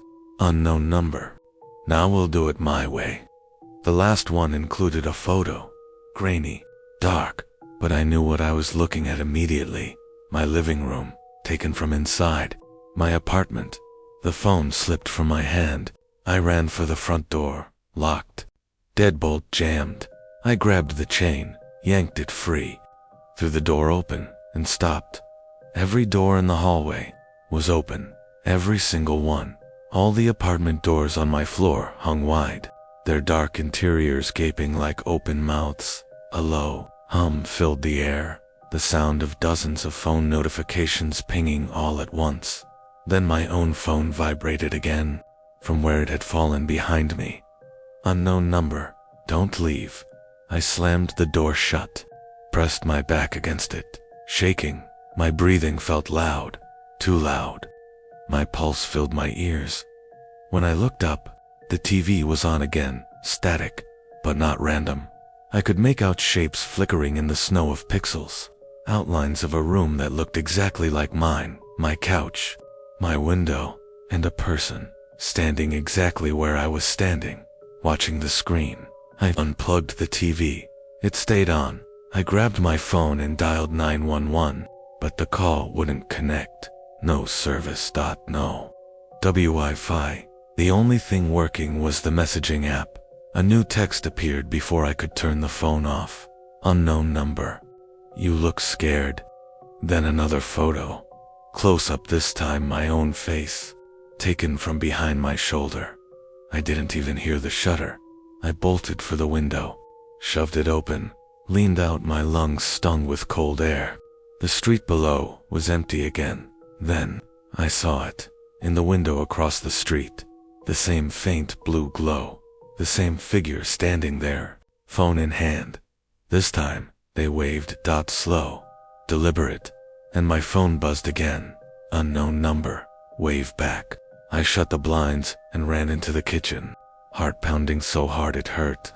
My phone vibrated non-stop, the notifications spilling in one after another, lighting up the dark room. I glanced once, just long enough to see the messages flashing by. Come, open the door, look outside. I'm here, I'm here, I'm here. The screen froze, then flickered. The camera opened automatically, front dash facing. My reflection filled the display, pale, wild-eyed, shaking. Then another face appeared over my shoulder. I didn't look. I couldn't. I threw the phone across the room, heard it crack against the counter. For a second, everything went silent. Then came the footsteps, soft, bare, moving, slowly down the hall. The lights flickered as they came closer. I held my breath, pressed my back against the wall. The steps stopped just outside the kitchen. Then, a whisper, right next to my ear. 3:17. The world tilted sideways. I don't remember what happened next, just flashes. My apartment door open. The smell of smoke, cold air rushing in from somewhere it shouldn't be. I woke up the next morning on the floor, my phone beside me. No cracks, no damage, no missed calls, no messages. The time read 7:42 a.m., but the last notification still sat on the lock screen. 3:17 a.m. You came. I moved out 2 weeks later. I didn't tell anyone the real reason. Said it was the rent, or the neighbors, or that the place just didn't feel right. The new apartment was fine for a while, until last night. I woke up suddenly, that same sharp, sinking feeling, like being pulled out of a dream too fast. My room was dark, but not completely. The phone screen glowed faint blue on the nightstand. 3:17 a.m. I hadn't heard it buzz this time, but there was already a message waiting. Unknown number. Welcome home. My hands were shaking so badly, I almost dropped the phone. Me. Who is this? 3 dots appeared. The typing bubble. Then disappeared. Then came back. Then disappeared. Again, when the reply finally came through. My chest locked up. Unknown number. You moved closer. I didn't know what that meant, until I looked at the window and saw the glow of a phone screen across the street. This building. This new one, it had an identical view, and in the window opposite mine, the same figure stood there watching. I thought about calling someone, the police, a friend, anyone, but my phone froze. The screen dimmed, then lit back up again. The messaging app opened by itself. The typing bubble appeared again. Unknown number. Don't be afraid. You've been talking to me longer than you remember. I stared at the words, unblinking. My heart felt like it was stuttering in my chest. Then, another message. Check your saved contacts. I opened my contacts list, hands trembling. Hundreds of names, most of them real. Family, co-workers, old numbers. But one stood out, buried near the top, under the letter E. Echo 317. I didn't remember saving that name when I clicked it. The screen went white for a second, then filled with every message I'd ever sent. To anyone. Conversations with friends, emails, even voice memos, all under that single contact. And the newest message at the bottom said, "It's not your phone that wakes you up." Something moved in the corner of my eye. The reflection in the window shifted, not the shadow across the street, but something inside my own room. I turned slowly, and there it was, my phone, still in my hand, glowing brighter now. The screen camera had turned on again, front dash facing. But the person staring back at me wasn't me anymore. Their expression was wrong, too still. To knowing, their eyes didn't blink when I did, and when I raised my hand. The reflection didn't move, it just smiled. I dropped the phone. The screen cracked this time. The light flickered, sputtered out. I thought that would stop it.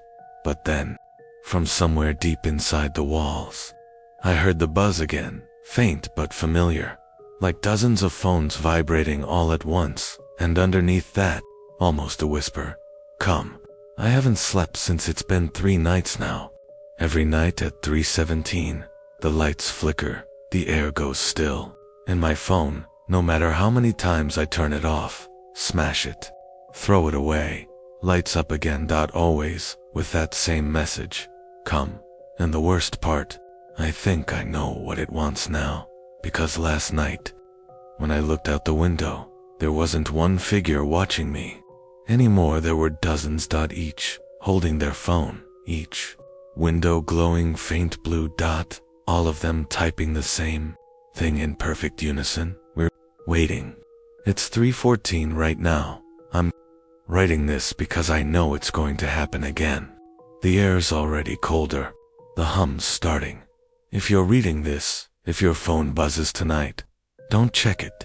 Don't look at the window, and whatever you do, don't answer at 3:17. The clasp was already undone when I found it. That's what sticks with me most. It wasn't lying flat like jewelry that had fallen. It was arranged. laid perfectly across the carpet in my bedroom, as if someone had placed it there for me to see. A thin gold chain, a small teardrop pendant, nothing remarkable at first glance, but the way it caught the light, just slightly, made me feel like it was breathing. And the strangest thing, I didn't own a necklace. The apartment was quiet, too quiet.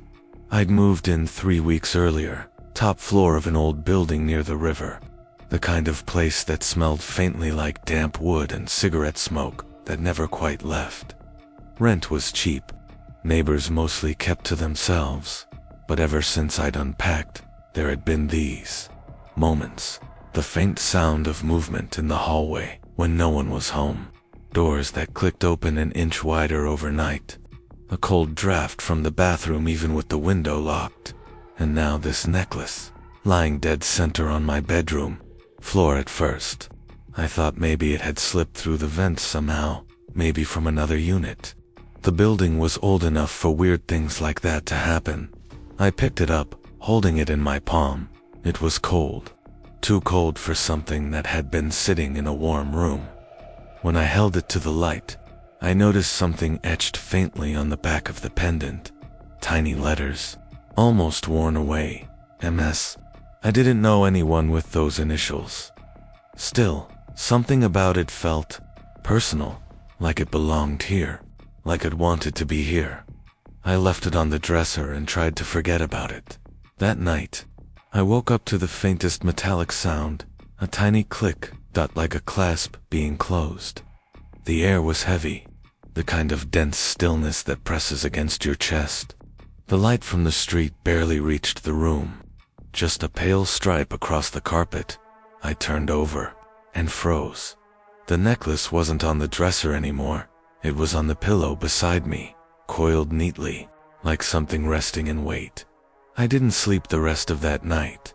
Every few minutes, I'd check it again, convinced it might move on its own. By morning, I was exhausted, my eyes gritty and dry. The necklace hadn't moved, but I swear the clasp was open again, like it was waiting. I put it in the kitchen drawer, closed it, and left for work. When I came back that evening, the drawer was open, the necklace was gone. I tore the kitchen apart. Every cabinet, every shelf, nothing. That was the first night I heard the footsteps, faint at first, from somewhere down the hallway. Slow, deliberate.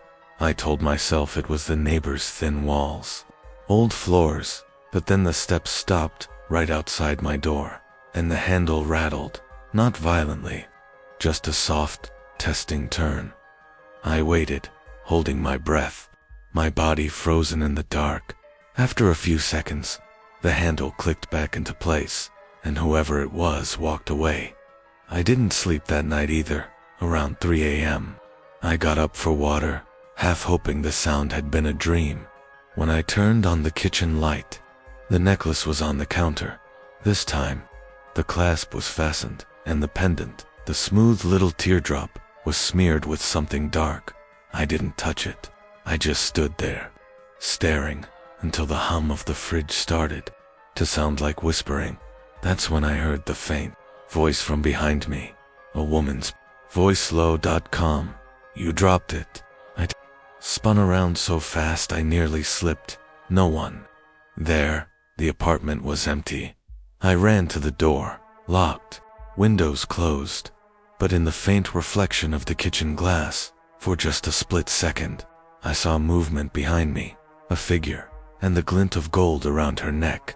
I packed a bag that morning and stayed with my friend Kara for 2 nights. I didn't tell her everything, just said the apartment felt off, maybe haunted, maybe cursed. She laughed it off. But when I showed her the photo I'd taken of the necklace, she frowned. Where'd you get this? I told you. It just appeared. She hesitated. It looks like something my grandma used to wear. She had one just like that. Same shape, same gold teardrop. She said it belonged to her mother. It was stolen years ago. That made my stomach drop. What were her initials? I asked. She looked confused. Ms. I didn't tell her the rest. That night, I went back to the apartment, heart pounding, half expecting to find the necklace gone again.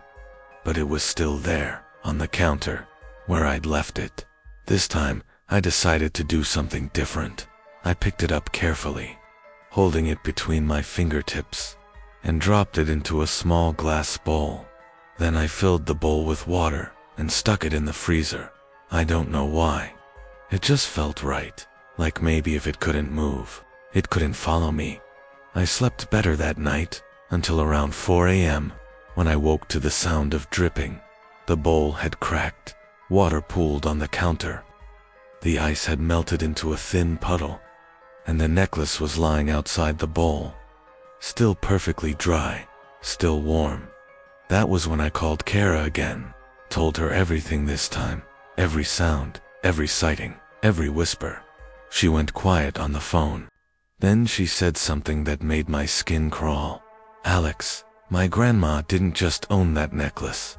She died wearing it. They never found it after the fire." "The fire?" "Yeah, the old apartment building off River Street, the one that burned down 15 years ago." My mouth went dry. "Kara, that's my building." That night, I left the apartment completely, slept in my car with the doors locked. Every sound made me flinch. The creak of metal, the tick of the cooling engine, the faint hum of passing cars. When I woke up just before dawn, the necklace was hanging from my rearview mirror. I didn't scream. I didn't move. I just sat there, staring at it as sunlight caught the pendant and made it gleam like fire. That was the moment I realized it didn't matter where I went, it was attached to me now. The next few days blurred together. I tried everything. I threw it in the river. It came back, laid neatly on my doorstep. I buried it in the park. 2 nights later, I woke to find dirt under my fingernails and the necklace resting on my chest. I even tried burning it. The gold never melted. But afterward, the pendant looked darker somehow, blackened at the edges, like it had absorbed the flames. That's when the dreams started. I'd wake drenched in sweat, heart pounding, the smell of smoke thick in the air. Each night, it was the same. I'd see a woman standing at the end of a hallway, hair soaked, skin gray, one hand clutching her neck like she was holding something tight. And every time I moved closer, I'd see the glint of gold around her throat. The same necklace, the same pendant, and every time, she'd say the same thing before the dream ended. "You dropped it." I stopped sleeping altogether. Kara tried calling, but I couldn't face her. She reminded me too much of that name, of the fire, of everything I didn't want to believe was real. My apartment began to change. The lights flickered constantly. The walls smelled like ash. Sometimes, when I touched the doorknobs, they'd feel warm, almost hot. Once, I came home and found black soot smeared across the floor in the shape of footprints, small, bare, leading straight to the freezer. Inside, the bowl was gone, and the necklace was back around my neck. I didn't remember putting it on. The clasp was tight, almost fused shut. When I tried to pull it off, it cut into my skin. I tugged harder, pain shot through me, sharp and white-hot, and in that flash, I heard her again, whispering in my ear, "Don't take it off." The next morning, there was blood on my pillow, a thin red line across my throat where the chain had dug in. The pendant felt heavier, like it was made of stone. Everywhere I went, I felt her watching, in reflections, in shadows, in the glass door at work. Once, while waiting for the elevator, I caught my own reflection, move a second too late. My mouth stayed still, but in the glass, I saw it smile, and when I blinked, the woman from my dream stood behind me, her hand on my shoulder, whispering something I couldn't understand. Then the elevator doors opened, and she was gone. I tried cutting it off next. I stood in the bathroom mirror, hands shaking, kitchen scissors pressed against the chain. When I snipped, the blades broke. The mirror fogged instantly. The air filled with that same smell, smoke, but not from outside. It was coming from me, from my skin. The metal burned against my throat, hot and alive. I clawed at it, screaming, but the voice in my head grew louder. You dropped it. You dropped it. You dropped it. Over and over until my vision went white. I woke up on the bathroom floor hours later. The necklace still there, but now the initials were gone, worn away completely. In their place, scratched deep into the gold, were new ones. A.H. My initials. I don't know how much time has passed since then. Days blur into nights. I barely leave the apartment now. The hallway smells like burned hair, and sometimes I hear crackling through the vents, like the echo of distant flames. I tried to call Kara again, to tell her everything, but the call never went through. Instead, a voice answered, not hers, soft, familiar. You sound tired, it said. Who is this? The voice chuckled. You know. I dropped the phone. It rang again immediately when I picked it up. There was no sound, just faint breathing. Then, slowly, deliberately, the voice whispered, you shouldn't have taken it. The apartment feels smaller now. Every shadow looks like her shape. Every reflection holds her face. I tried leaving again last night, but the door wouldn't open. The handle burned my hand. Through the peephole, I could see the hallway glowing faintly orange. Smoke seeped in through the cracks around the doorframe. And underneath it, the faint sound of someone humming. The tune was low, old-fashioned, something out of place for a night like this. Then came the knock. 3 slow taps.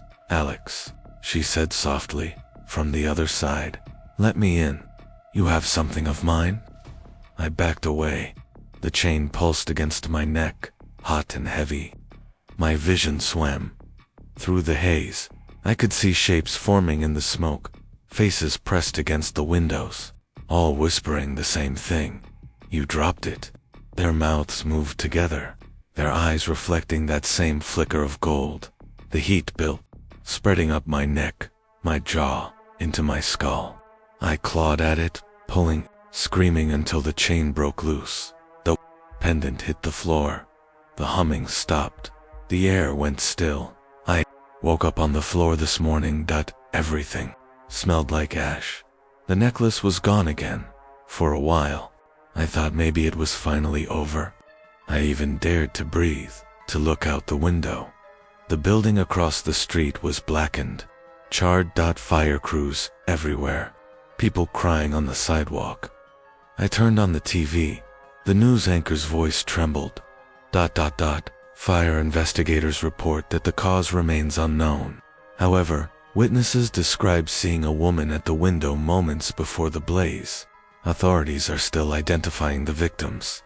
They showed footage of the burned building, and in the reflection of the broken glass, just for a second, I saw it. A faint glint of gold, and a face that looked exactly like mine. That was 3 days ago. I haven't slept since. The chain marks around my neck have turned dark, like something's still burning under my skin. And last night, when I woke up, the air felt colder again. On the nightstand, resting where my phone used to be, was the necklace. Perfectly polished, clasp undone, waiting, and on the back of the pendant, the initials had changed again. M.C. Think. I know what that means now. It doesn't stand for her name anymore. It stands for mine soon. And this time, when it wraps itself around my neck in my sleep, I don't think I'll wake up again.